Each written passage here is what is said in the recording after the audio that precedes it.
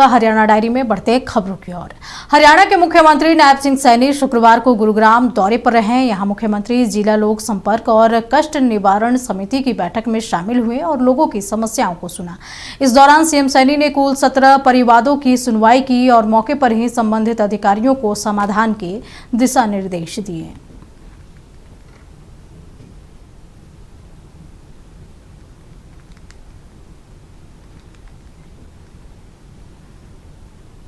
मुख्यमंत्री नायब सिंह सैनी ने आज गुरुग्राम यूनिवर्सिटी में आयोजित यंग एंटरप्रेन्योर चौपाल कार्यक्रम में हिस्सा लिया और जेनजी उद्यमियों और स्टार्टअप शुरू करने के इच्छुक युवाओं से सीधा संवाद किया। इस दौरान युवाओं के सवाल का जवाब देते हुए सीएम नायब सिंह सैनी ने कहा कि एक दौर था जब पैसे वाला आदमी ही सोचता था कि वो आगे बढ़ेगा या राजनीति में आएगा या फिर विरासत से आएगा, लेकिन उन्होंने सिर्फ धैर्य के साथ पार्टी का काम जारी रखा और धीरे धीरे ये मुकाम हासिल की।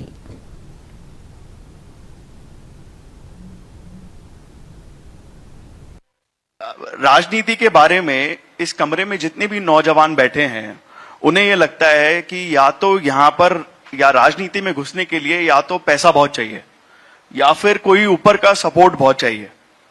बट आपके पिताजी फौज से आए, खेती करते थे, आपके पास ऐसा कुछ भी नहीं था। तो ये सफर, एक मुख्यमंत्री तक का सफर कैसे हुआ? एक दौर था, उस दौर के अंदर पैसे वाला व्यक्ति ही ये सोचते थे कि वो आगे बढ़ेगा या वो राजनीति में आएगा या विरासत से आएगा। विरासत में कहीं ना कहीं उसके पूर्वज वो कहीं राजनीति में रहे हैं, राजनीति के उस शिखर पर रहे हैं और वो फिर नीचे सर्कुलेशन उसका होगा कि नीचे आएगी वो। ऐसा विचार हमारे यूथ के मन में, हर व्यक्ति के मन में ये प्रश्न रहता है।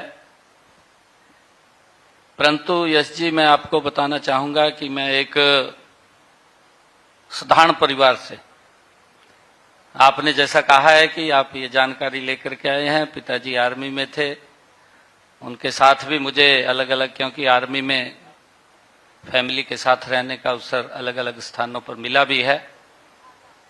और उसके बाद जब मैं राजनीति के अंदर पार्टी के अपने कार्यालय के अंदर एंटर किया संगठन के माध्यम से, तो वहां पर मैं काम करता रहा और कभी मन में कोई इस प्रकार की इच्छा या अपेक्षा भी नहीं थी। मेरा मन ये था कि काम करना चाहिए और काम करते रहिए। जब व्यक्ति कोई धैर्य से काम करता रहता है तो आगे बढ़ता है। इसके अंदर हमें बिल्कुल संतुलन की भी जरूरत है और धैर्य की बड़ी जरूरत है। संतुलन भी हमें बना करके रखना चाहिए और धैर्य भी रखना चाहिए।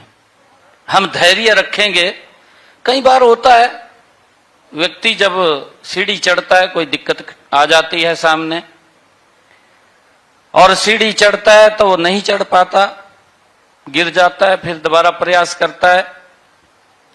मेरा जीवन भी यश जी इसी प्रकार का रहा है। मेरे पास कोई लिफ्ट नहीं थी कि मैं नीचे से बैठा और ऊपर चला गया। मेरे पास सीढ़ी थी, मैं उस सीढ़ी से चढ़ा हूं। आप ये देखिए,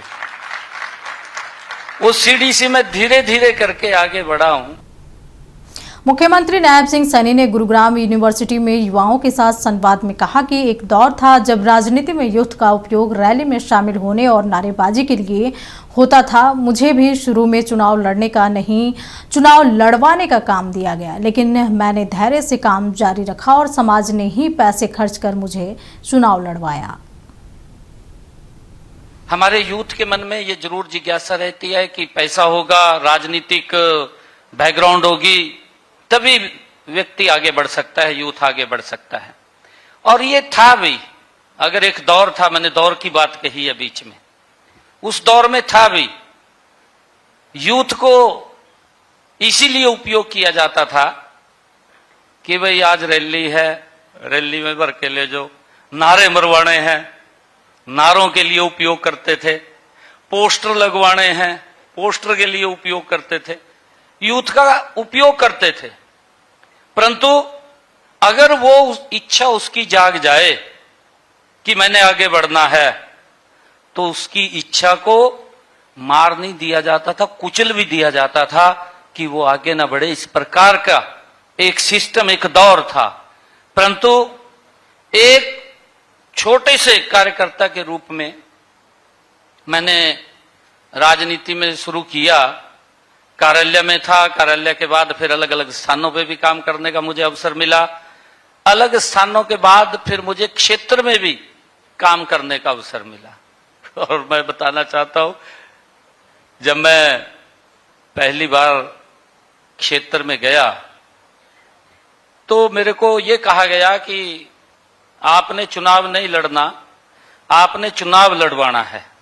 मैंने कहा ठीक है जी। ये मैं बात कर रहा हूं धैर्य की, कि व्यक्ति को धैर्य रखना चाहिए।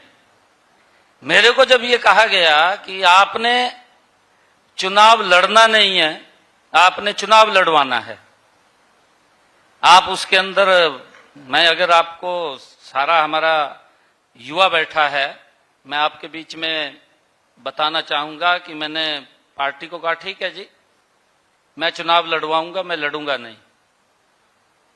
जो व्यक्ति को पार्टी ने टिकट दिया वो तो रात को 11 बजे घर चला जाता था, सो जाता था। परंतु मैं रात के 2 बजे तक गांव गांव घूमता रहता था 2 बजे तक।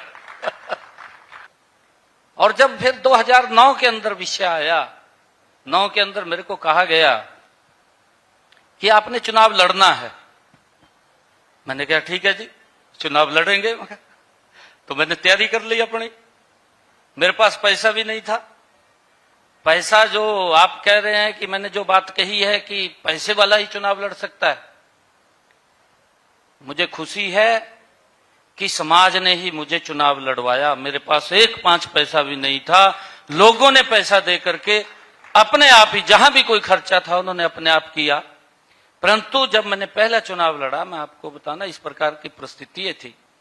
मैं लोगों के बीच में जाता, जब मैं जाता था तो इकट्ठे हो जाते थे गांव के लोग, पता लगता था कि वो आ रहा है। जब मैं जाता था बात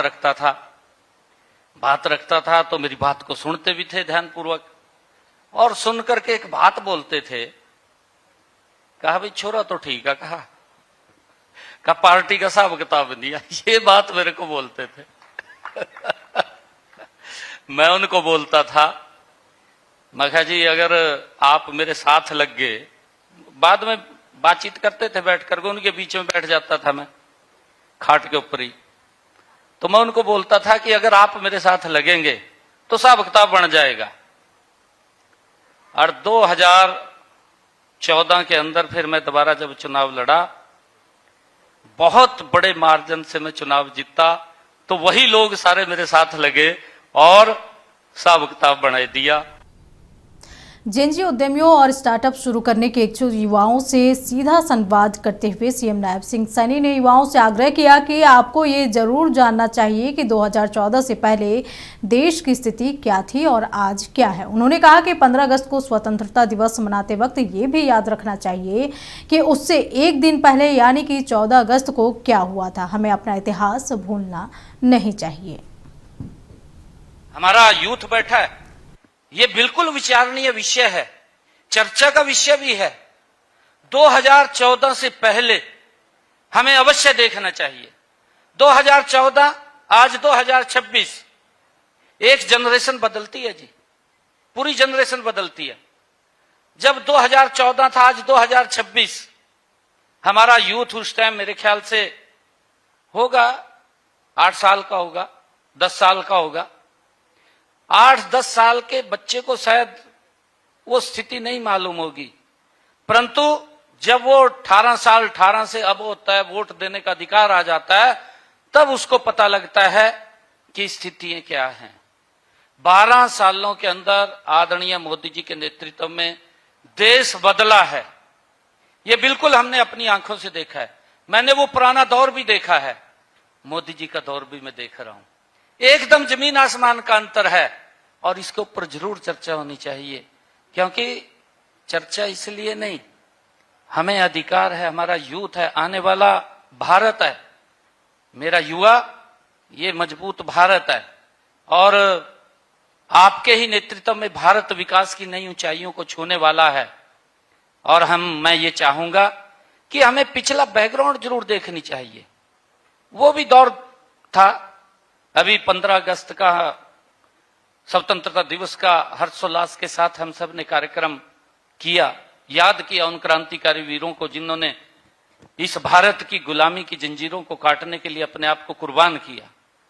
हमने उनको याद किया, परंतु ठीक 15 अगस्त से पहले 14 अगस्त को क्या लोगों के साथ हुआ, उसको भी याद करना चाहिए, उसको भी नहीं भूलना चाहिए कि वो क्या कारण बने, किस कारण से एक हंसता खेलता परिवार अपने बच्चों के साथ रह रहा, अपने बगीचे में रह रहा, अपनी जमीन के ऊपर रह रहा, अपने घर के ऊपर रह रहा है, 1 घंटे के अंदर उसको यह बोल दिया जाता है कि आप छोड़ करके चले जाइए।